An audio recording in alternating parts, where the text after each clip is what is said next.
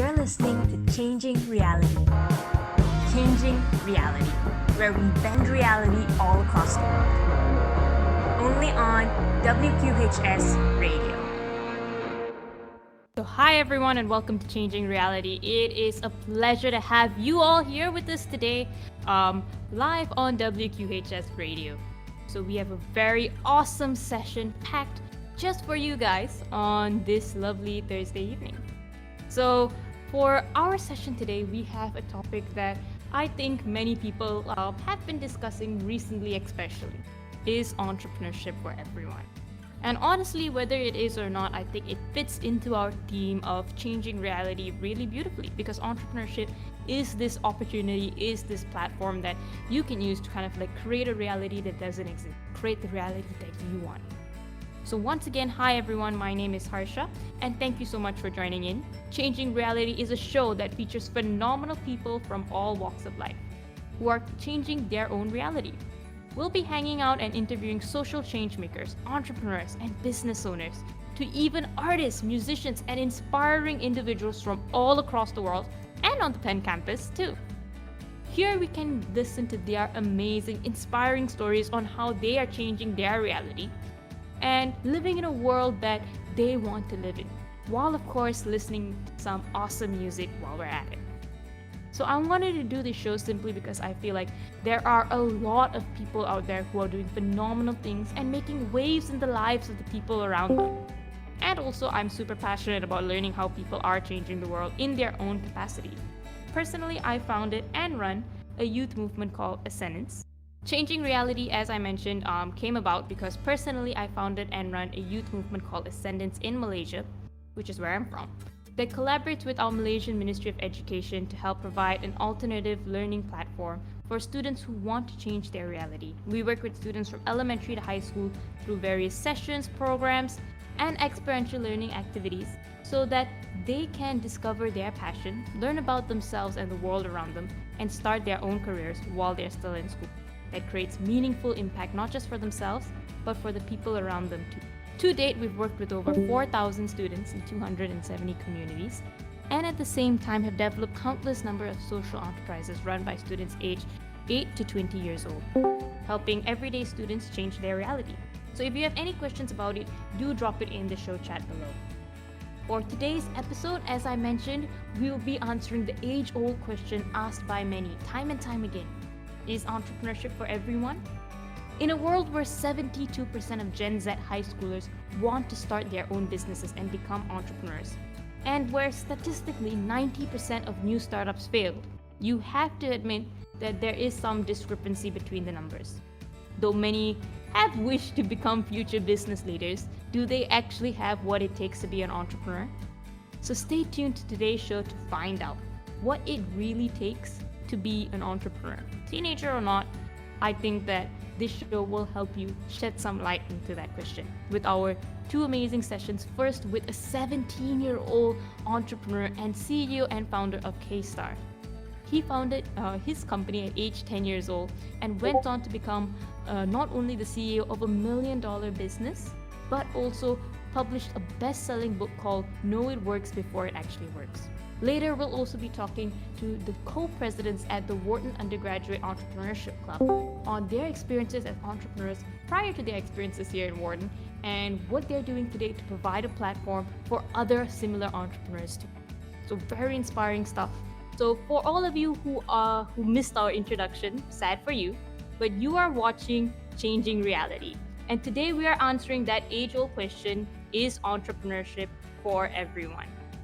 And honestly, I could not think of a better topic to actually share this about, because today we're sharing about something that is personal to me, but also with amazing speakers who have lovely stories to share on this topic. So first of all, I think that let us not wait any further. One of our guest speakers and our first speaker for today is no one other than the phenomenal Kunal. He is actually an entrepreneur himself, and at age 17, he's already a dual CEO, most prominently known as the CEO and founder of K-Star. He founded his company at age 10 and went along to turn it into $1 million business while being known today as one of the most successful young CEOs there are. He's been featured in conferences and media all across the globe and even published his own best selling book, Know It Works Before It Actually Works. He has spoken at 3 TEDx conferences, been featured on Forbes, been featured on so many other amazing platforms, just to show how phenomenal and how well versed he is in this entrepreneurship space. So I think without further ado, let's welcome Kunal onto the show. Hi Kunal, can you hear us? I can. Thanks for having me. Thank you so much for joining on the show. I think I speak for everyone when it's truly an honor to have you here. And it's really early over there, right? What time is it? Not too early. It's 7:30. So yeah, in the morning. Okay, still very early for me. I'm not quite the morning person, but thank you for making the time and actually joining us. Pleasure. So I think that one of the main questions that you probably get asked all the time is, how did you actually start in entrepreneurship? Where did you actually what actually defined the moment when you actually became an entrepreneur for you? So very personally, when I did get into entrepreneurship, the hype around the word entrepreneur wasn't as prominent in the part of the world that I come from. And building more on that, I did not know the word entrepreneurship when I did get into entrepreneurship. So I think one of the questions that I'm asked very often today is, how do I become an entrepreneur for someone who isn't an entrepreneur?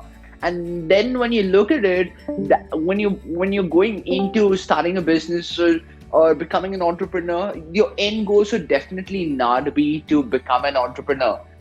That's very, very surface. Like, it needs to be something really deep in context. I love how Musk looks at it. I want to go to Mars. That is what your goal needs to be. So very personally, when I did start, my goal was to create something that creates change. More specific to that, but it was never to become an entrepreneur. It was very specific around creating a certain change or creating a certain crack in the society. Over to you. I think that is the best way to get into entrepreneurship. I completely agree with you. I feel like some of the best entrepreneurs are those who don't bother so much about the words and the terms entrepreneur itself, but focus on what cracks in society they want to fill, or what cracks they want to crack open and change the world with. And you have I remember your story. You actually mentioned somewhere that it started when you were in class as a student, right? Do you mind sharing what was that first idea that you had? So I'm going to talk about the first idea that really made it big, because if I had to talk about the first idea I had, I'm really going to have to spend some time brainstorming. So overall, just adding to that, it's always better to be an accidental entrepreneur. I never knew the word when I started, and I just came across it at a later point. The aim was to create change. Entrepreneurship turned out to be the best way to do it, and then later on I fell in love with entrepreneurship as not as a term, but as a way of doing things and as a practice. So overall, my first idea, in fact, this was one of my latter projects. In fact, this was prior to Kesta becoming what Kesta today is. It was this idea that I was bored in class. I'm so not the best topic to talk about when everyone's in online classes and almost everyone's bored with classes. All entrepreneurs bored students at one point. Isn't everyone a bored student these days?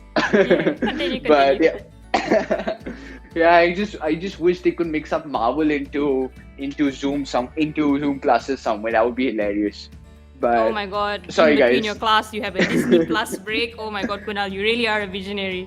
But but for you were bored in class, and then there was this idea that everything that I remember in grade 7, that's class 7. The teacher teaching kids how to use MS Office, and the same thing now. Putting myself back to grade 5, that's when. It's unbelievable how the school system believes on dumbing down a lot of things. So specifically what I've seen, so this was in class 4 or class 5.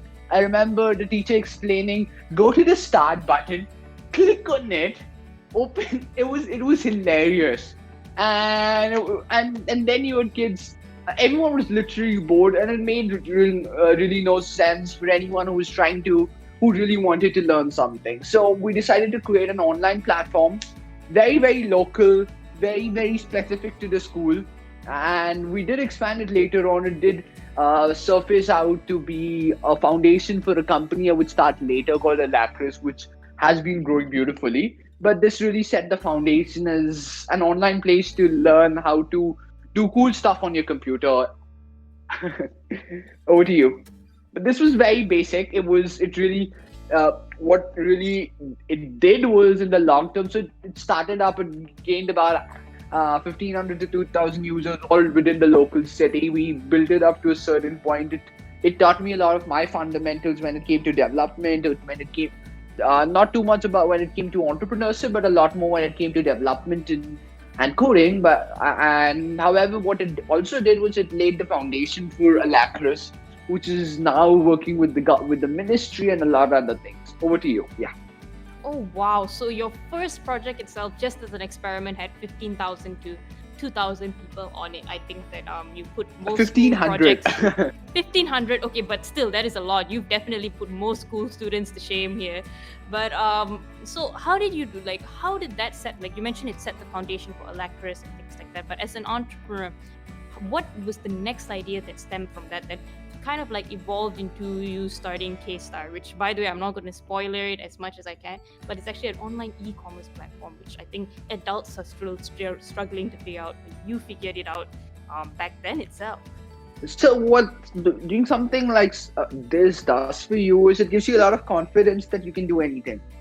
And I think we live in a society where we're challenged constantly on the fact that you cannot do this, or you shouldn't do this, or you couldn't do this. Like the amount of stereotypes is amazing when it comes to teenagers and their ability to change the world. But doing something like this, what it does is it gives you a certain level of foundation of belief. This is another foundation it did said that you can go ahead and do something that is not a part of your textbook. And it also teaches you one thing, that your teacher doesn't know everything. I remember, and that your teacher's not the one who's right. The one who's right is Google, and that's a very controversial statement because I'm telling a search engine that displays results is the right person. But I think in every tool that we do have, I think after the dictionary, Google needs to be there. So, more on that, it set a basic foundation in terms of self-belief that it's possible to go out there and just do something that's not the conventional, that is a little over the cliche, and you can create something. And so K-Star works with over 100,000 customers all over the country. We work on a very Shopify-like model, helping them. Mainly, we target a very rural India-specific clientele on a Shopify-style model. And the beauty with K-Star was that we built it over multiple layers and multiple occurrences, from getting a team together to building it up personally to spending nights when we were launching, trying to get the base ready. Overall, the beauty was it just once you know anything is possible, you do not need any motivation. If I can tell you can create a rocket to Mars, I do not need to motivate you every day that you should go to Mars, because you might find water on Mars. There's water on Mars. You do not need to. I do not need to convince you every morning that you need to go to Mars as a motivation. If I just prove to you that going to Mars is possible, the greatest motivation of all times is knowing it's possible. You can't resist it. Yeah, and I think that brings me to my next question. I feel like you have grown to become a successful entrepreneur in a relatively short period of time. The $1 million business, the best-selling author, the article in Forbes, you've got all of the skills, and you've had multiple ideas. You mentioned Alacris, you mentioned K-Star with over 100,000 people and customers. You also have something new on Clubhouse, Detox, as well. Do check that out, guys. So you've had this range of ideas from everything from e-commerce to, in a way, the latest social medias, I'd say. But how do you know if something is a workable idea? Like, do you know, or do you just try and then figure it out along the way? Or do you have a somewhat sense whether this is possible or not? So I think there are two layers to that. First is experimenting. So like this is just a fraction of the things I did get involved in. And you need to always remember that there are a lot more things that you'll do than those that will get successful. In context that this, you need to and you need to be console yourself in the idea that not everything you're going to start will. So ideally, if it is on a personal level, very often it's on a market level. So I remember we started this VR headset company called Curious with a Q. Mm-hmm. And That's nice. we yeah, I love the name, but it was way ahead of its time. So it was basically this headset company where you wear the VR headset, and based on you playing a game using a handheld device, we create a basic report on how restless you are, how do you react to certain stimuli, how fast are your responses. But we realized we were way ahead of time for that. And that is why you need to realize not everything is gonna work, and you need to. And I think that should be a given. It's we shouldn't expect everything we do to become $1 million enterprise. I would use $1 billion word here, but I have quite a while to go before that. But in context, we shouldn't expect everything to become $1 million enterprise, because it cannot. If that was the reason, we'd have a lot more millionaires and billionaires. But like how Galloway says, our current society makes it very easy to be a billionaire, but very difficult to be a millionaire. And so your first one's going to be extremely, because very often you start your first enterprise, it fails.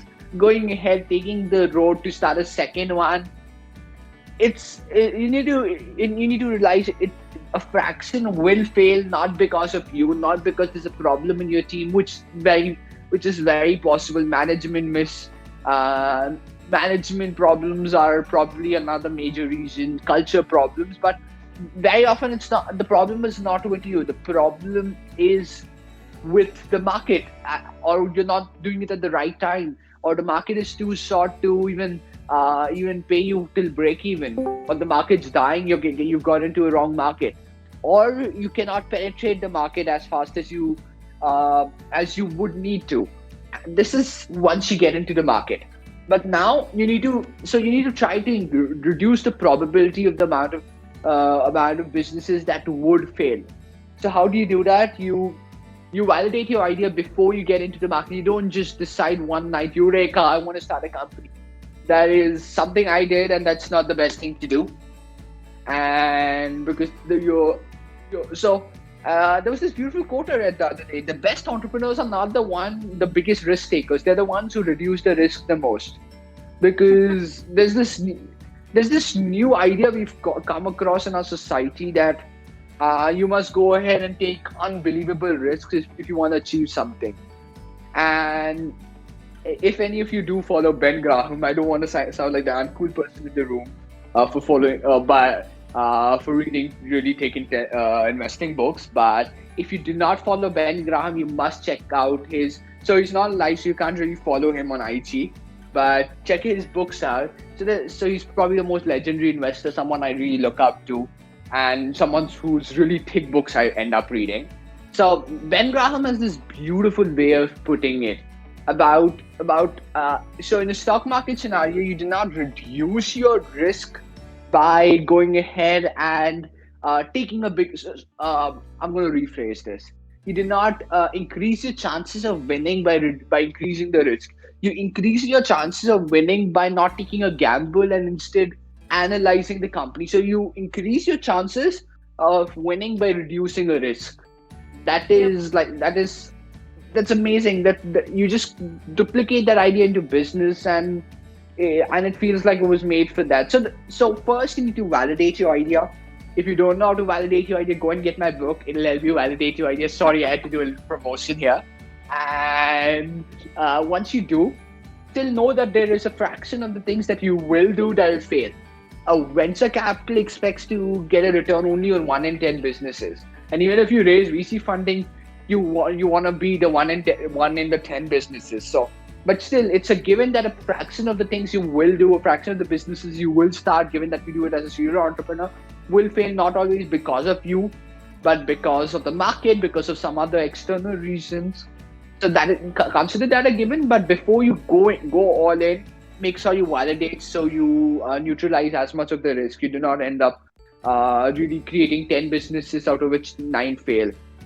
Yeah, I think like the stats show that all the time. I think 10% of new startups succeed and the 90% end up failing, which is a very tragic number for entrepreneurs because we tend to put our whole heart and soul into it.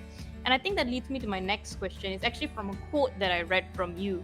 So actually, I think I read in one of your many interviews that you shared the importance of saying no to things. So like I think you mentioned in school we're taught to grab every opportunity, but that might not always be the best course of action. So how did you actually come up with this philosophy? What's the story behind it that kind of like made it click for you? So most people are trained to be people pleasers. And the problem with being a people pleaser is that you're going to say, oh yes, I can do this. Oh no, I can do this too. I can do this too. I can do this too. You end up taking a lot of things that do not have a solid ROI onto your plate for no real reason, just because you have to do it. And I think we become accustomed to a society. Guys, sorry, I'm criticizing the society too much this morning, but more on that. But apologies for that again. But ideally, right here, you need to realize that you do not need to be a people pleaser. You do not need to say yes to something because it's going to please someone, unless that guy's a venture capital, unless the guy's a good private equity investor. You then do everything you want to do to please him because you're going to need a good one. Or if it's a good lawyer, again, I think the same thing follows because it's difficult to find good ones. But yeah. Sorry, continue. Yeah, over to you.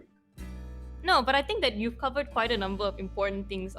Not being a people pleaser is a very big one that I feel like is integral to being an entrepreneur. You like, especially in my own experiences, I realized that there's always going to be someone who is not satisfied, or not say not satisfied, but it's not your market in a sense. So there's always going to be someone who says no. But if you try to please those people, you miss out on the good clients, the opportunities, the people that can help you grow. So definitely a good philosophy. And you also shared earlier about the kind of like the beauty of being bored in a classroom and how that actually springboarded your. No, I think it's an amazing thing that we need to share about.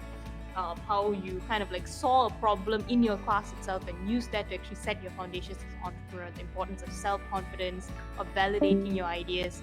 And I think I just want to end our interview by asking you, I think, one question that you must get very often. What's the difference between you and any other teenager or any other entrepreneur that's out there in a sense? Because not all entrepreneurs reach the heights that you do, and not all teenagers have the drives to even try many times. So what happened? Were you struck by lightning? Like, should we be concerned? What happened? That's a tough one. Let's see. I don't know. I don't know. I really don't know this one. Yep, I really don't know this one. Putting it out very genuinely, I think for anyone who does want to go out and do something that's out of the conventional, you must just do it.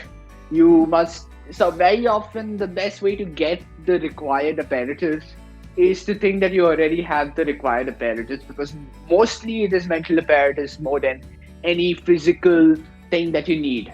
So I think that's probably one. And perfect. I'm just going to add a bit to the earlier one, to the question with around saying no. Just every time you are scared to say no, just remember you have a certain amount of bandwidth. Your 24 hours. You want to and if you say yes to everything, you wouldn't be able to delegate your 24 hours in the place where you have the best ROI. And what you end up reducing your average ROI, alternatively not being able to take up enough high ROI initiatives just because you allocated your bandwidth wrongly. And okay, now I'm feeling like a CPU. I used a lot of computer terminology answering a non-computer question. No, it's okay. That's a very good analogy. And I also liked how you said that think that you already have the resources that you need in a way to achieve it. And then I think everything falls into place. And I think that is a mindset that makes you different from most people. So very well said. Also stay away from a lot of motivational content. Today we live in a motivational junkyard. Every time you open Instagram, it's unbelievable. I think every time you open Instagram, every time you open Twitter, it's like everyone is trying to freaking motivate you. So stay away from that. It's okay. You can find it within. Don't go around looking for external motivation all the freaking time. It's like everyone's trying to motivate you. There was this lovely quote I read. LinkedIn's the only place on earth where there are more people trying to inspire than there are people getting inspired. So yeah, just be now it's Twitter and Instagram. So just keep a baseline difference from the amount of people who are gonna try motivating you because oh god, the amount of motivational junkyard you step into on all these platforms is amazing. So yeah, don't look for them. It's okay. It's way too much and you don't need it. Yeah. No, I agree with that. I feel as an entrepreneur, many times we're told to keep hustling, keep doing this, keep doing that, but it doesn't solve the problem at hand. Like motivation is great when you get started, but sometimes when you're in the meat of the situation, you need to think. So I think that one of the best things as an entrepreneur that can shape you into that entrepreneurship mindset and make entrepreneurship for everyone is to surround yourself with things that constantly make you think, constantly make you push yourself and be better. Not necessarily, as you said, inspire and motivate. Yeah, that might be important, but not as important as finding material, finding places and people that get you to constantly start questioning and start thinking. And with that, I think thank you so much, Kunal, for joining. It's been an amazing interview with you. You've been truly phenomenal to talk to. Please, I will drop Always your social media in the chat below, and also you have a detox, right, on Clubhouse. Do you just want to end with a few words on that? So Detox is actually Detox is one of my new ventures. So Clubhouse is not really is a smaller part, one of our platforms for Detox, but Detox is more of a not-for-profit philanthropic venture alongside a for-profit events venture. So you can check it out at detoks.in. I'll drop you the link, Harsha, if you want to share it further. And yeah, but guys, if you are on Clubhouse, let's connect there. I'm actually tapping. So on Clubhouse, you have this thing of flashing the mic every time you resonated something. So without realizing, I was doing that on Discord. So yeah, but if you're not there, just see if you can jump in. It's epic. It's a good place to be. And guys, read a lot of books. So Detox, you can check. So Detox is actually a podcast. We rated number 16 globally. You can find us on any platform, Spotify, etc. It's rated number 16 globally on Spotify. So it's going to be too difficult to find us. And yeah. All right. I will definitely drop the link at the end of the show. Thank you once again for joining us. You've been great to talk to. Thanks for having me. Oh, thank you. We're actually going to take a quick break and be back shortly. See you guys after the break, where we'll be talking to the co-presidents of the Wharton Undergraduate Entrepreneurship Club on their experience as individual entrepreneurs and as the leaders of this whole movement here at Penn. So stay tuned for that, and we'll talk soon. So hi everyone, and welcome back to Changing Reality, where we interview people from all across the world and from right here on the Penn campus on how they are changing their reality in their own ways. And today we are answering the age-old question, is entrepreneurship for everyone? So right now, we are moving on to our second half of today, where we have two amazing co-speakers, who will be sharing their experiences with us too. So they are the co-presidents of the Wharton Undergraduate Entrepreneurship Club. That itself is impressive. But you haven't really known about all of the achievements that the club has achieved with their leadership. Named Wharton's Best Club in 2020 for their small clubs category, the Wharton Undergraduate Club brings together 1,700 Penn students in the VC and startup space. They host the largest Wharton Club-run pitch competition and feature bi-weekly fireside chats with phenomenal speakers who are extremely influential, from top executives, CEOs, to some of the most prominent people in the entrepreneurship and VC space. They seem to have it all. So personally, as someone who has recently been part of one of their committees at their club, I have to say that I truly admire their leadership, their drive, their passion, and I can definitely see how they are creating change, not just in this campus, but in each and every individual life of every aspiring entrepreneur here. So without further ado, let's invite Vivek and Sabrina to the show. Hi guys, welcome. How do you guys feel? I'm feeling quite well. How are you? Hi, Harsha. Thank you for having us. Yep, thank you both for being on this show. I think I'm so honored to have you guys here. I've seen you host very influential people. So to have you here is kind of like having my own mini celebrities from Wharton itself. So You flatter us. it's the truth. It's the truth. So, to be honest, I have always been a fan of your ambition and drive, but I think that must come from some entrepreneurship experience in the first place, right? So, tell me, how did both of you actually get into the entrepreneurship space? Where did you start, in a sense? Vivek, do you want to lead? Yeah, sure, of course. So, I actually think I accidentally found myself in entrepreneurship, or rather, it was through peer pressure that I found myself in entrepreneurship. Originally in high school, my mom wanted me to be a doctor, and I guess her drive to make me a doctor kind of leaked into my own personality, and I was like, oh yeah, I want to become a doctor when I grow up. So I was applying to, all the top schools for medicine, I don't know, Yale, Northwestern, and whatnot. But in my senior year, one of my best friends actually invited me to this competition known as it's the World Series of Entrepreneurship, hosted by the Network for Teaching Entrepreneurship. So it was obviously a big competition for us. And the reason why he invited me was because I was at the time the president of the Model United Nations Club. And, I was really into the United Nations. And this is actually a competition that was, co-hosted by the United Nations. So, that's the only reason why I got invited to this competition by him. But obviously it was an entrepreneurship competition, and it dealt a lot with product design. So, we designed a sustainable water bottle that was made from sustainable materials, of course, but also taught the public about, what you can do to help sustain the environment. So, one thing led to another, and somehow we won first place in that competition. I don't know how, but it happened. And that's probably why I'm at Penn right now. So I guess I got lucky, and I can, of course, thank my friend for that marvelous experience, and which may have been the reason why I'm at Penn. But it also really, struck in me a desire to become an entrepreneur, and to continue this, iterative process of product development and bringing something revolutionary to the market. So that's really where my ambition to become an entrepreneur originated from.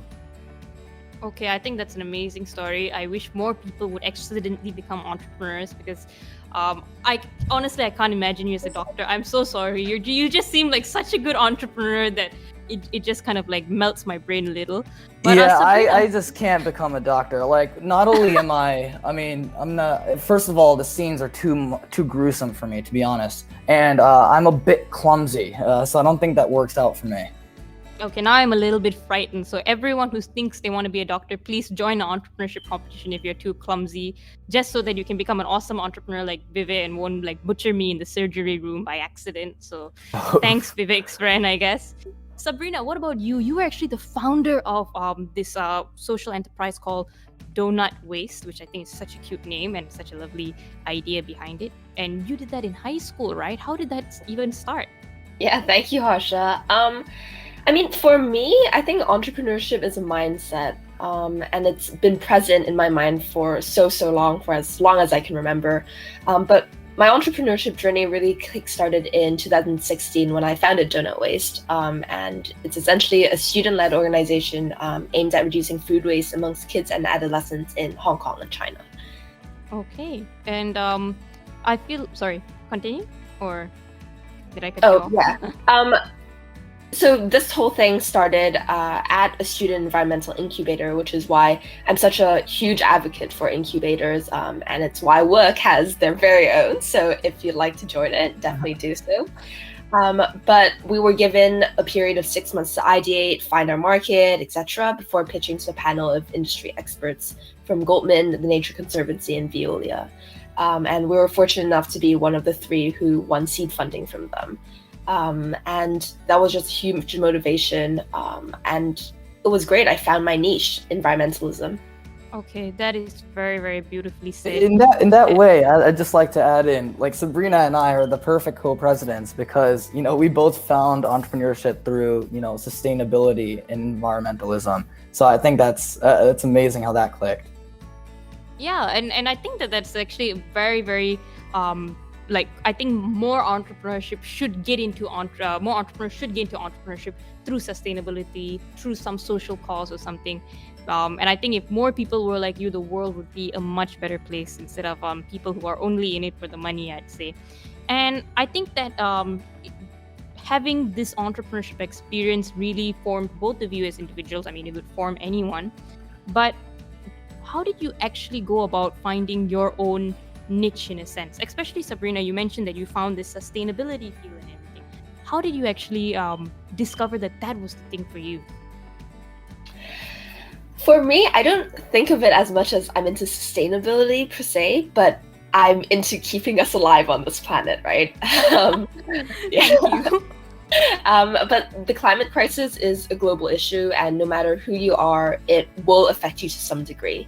It's honestly very much like COVID, but because people are myopic and the harm that the global kind of climate crisis causes isn't as immediate as perhaps COVID or a global epidemic, many fail to do their part to solve the issue. Oh, yeah, I completely agree. I think I read from Professor Guy McPherson once that if you say that there's only 10 years for the world to survive, everyone's going to wait till 9.5 years and then go, maybe we should do something. So it's like we're waiting for that final climax part of the movie where everyone rushes together to save the day, which might be too late. So luckily we have people like you. And Vivek, how did you discover your own niche in entrepreneurship? I mean, there's so many things to choose from. Where did you even start this discovery process? Yeah, I do think that entrepreneurship it does have something to do with like personal ambitions. So where I am right now is in the field of robotics. And incidentally enough, the reason why I was even inspired to, enter robotics once again is because of a competition. So like right now I'm in this competition called the Y Prize, where we take pen intellectual property and turn it into something that could, disrupt the market. Disrupt is a stupid word, but I'll use it for now. But yeah, like in middle school, I was fascinated with robotics. I was on the Lego robotics team, and Vivek, was there any team you were not part of? Sorry, continue. Oy vey. I was a very competitive person. I still am a competitive person. But something that does strike me recently is, competition isn't exactly the best thing, at least in an entrepreneurship sense. Peter Thiel once mentioned that, if you're competing really hard to get like a slice of the market, then chances are you're not in the right space. You should be trying to strike a monopoly, like something that, only you have access to, something that only your startup can, revolutionize. And it doesn't have to outcompete any other startup out there. So while I use competitions to like motivate me, I'm not interested in, competing directly with, other products out there. Much like pizza restaurants compete very fiercely with each other. So that's one takeaway. But my ultimate ambition is to create a post-scarcity society, like something where, all of our life is like automated, and we're not in this sheer desperate hunt for resources. That's my personal ambition. I don't know if I'm going to be able to reach that within our lifetimes, but that's what I'm going to try to do, and hopefully entrepreneurship can lead me towards that. And that's why I'm in robotics. Okay, so if Sabrina doesn't save the world first, you're going to revolutionize it and make sure that we still have some planet, even if it's part robot, that we can live in. So phew, lucky I got the right guest speakers. The world is in good hands, luckily. And both of you are so passionate about things that you do, and I think that is definitely the key strength of being an entrepreneur. But you didn't just stop with your passion. You went out there, you became part of the Wharton Undergraduate Entrepreneurship Club, and you made sure that this passion fosters and is fueled in other entrepreneurs, other individuals in Wharton and in Penn in general. So why did you join in the first place, and like why did you become president? Like why didn't you just spend your time, I don't know, relaxing, watching more Netflix? Why join the club? I can definitely start on that. Work was one of the first clubs I joined. It was part of my huge kind of freshman spree to just get into everything. And work is honestly one of the only two, I'd say, that have stuck. Yes, it's to lead kind of entrepreneurship at Penn. That is a passion of mine, so that's why I joined work. But the community we have is so tight-knit. I haven't found it anywhere else. And Vivek, what about you?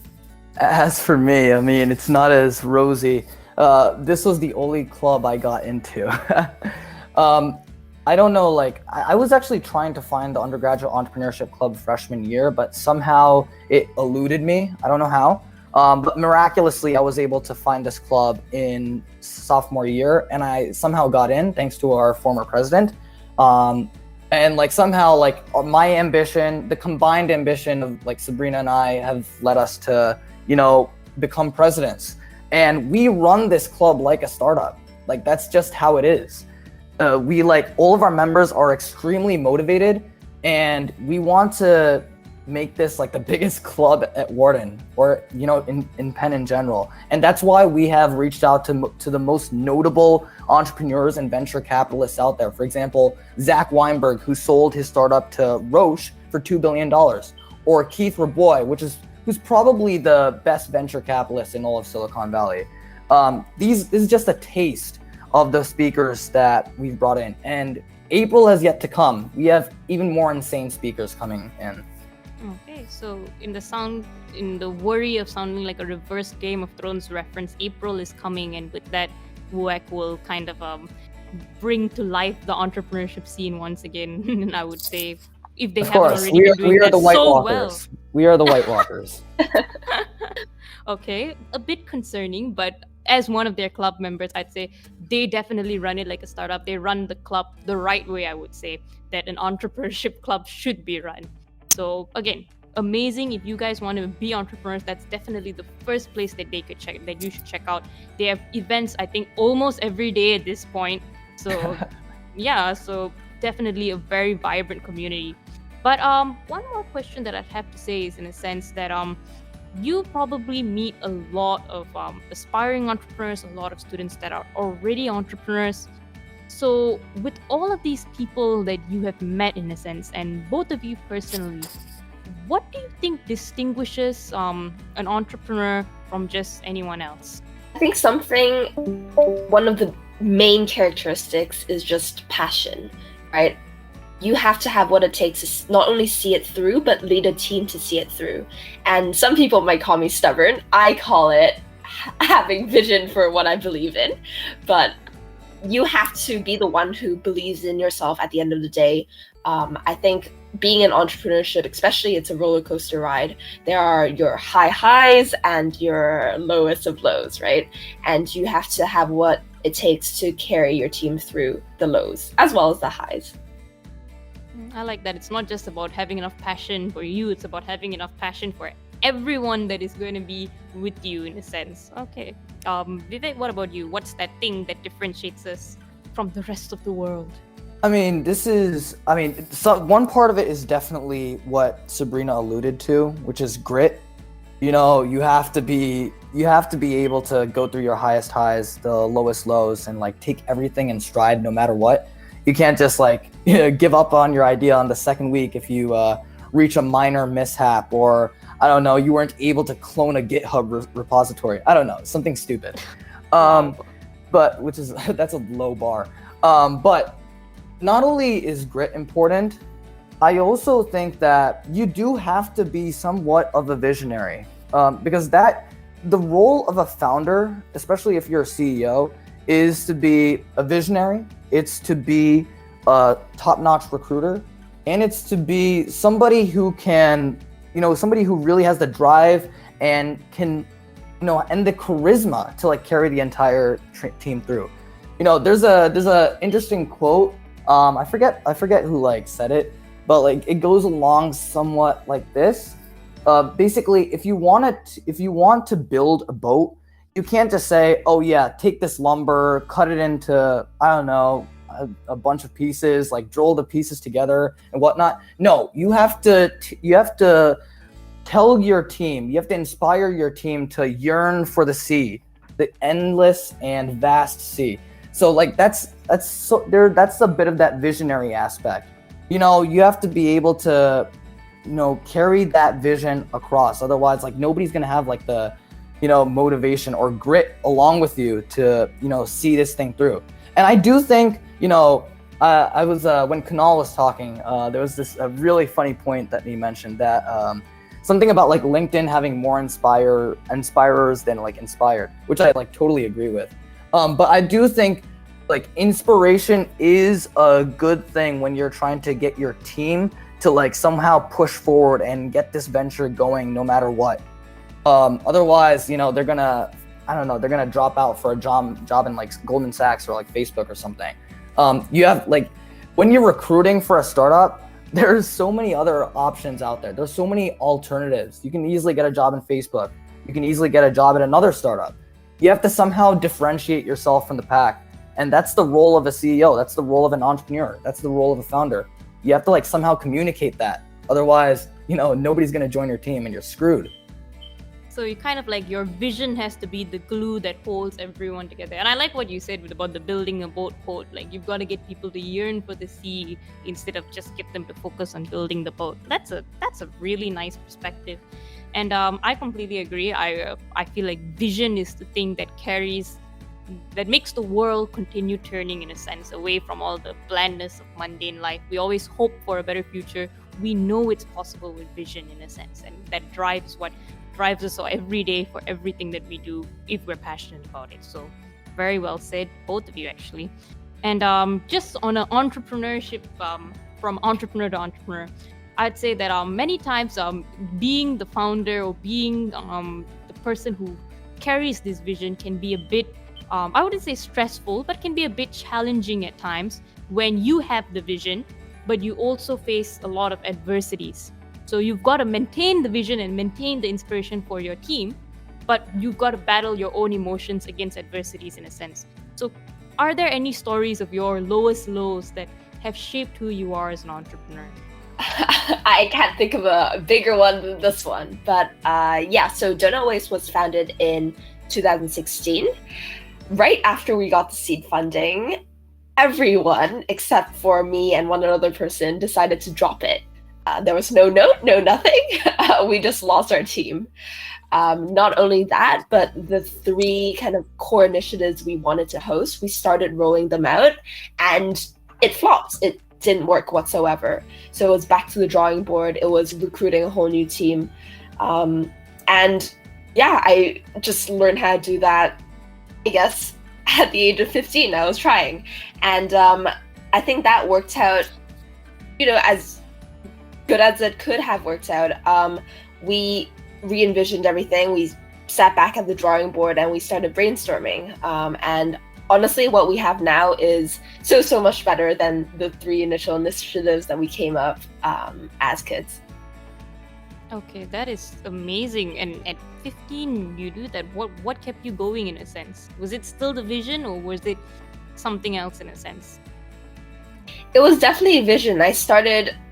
My passion for entrepreneurship as well as sustainability had been instigated. It was sparked by this whole initiative. And so I wanted to keep it going. I didn't see why you wouldn't, in a sense. I guess my life motto is more, why not do it instead of why do it? I think that's what keeps me going. You're right. You definitely have an entrepreneurship mindset. And what about you, Vivek? What is like some situation that made you kind of that was a low point in entrepreneurship for you, or made you a bit concerned with the whole entrepreneurship journey that you'd had to overcome to be the person you are today? There are multiple scenarios that I can bring up for this, because I honestly think entrepreneurship is an iterative process.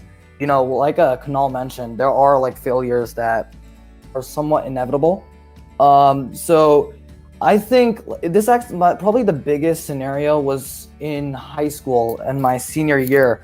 We had just won this competition. We were like feeling, extremely excited. And we decided to make a mobile app that was like somewhat related to the product that we made.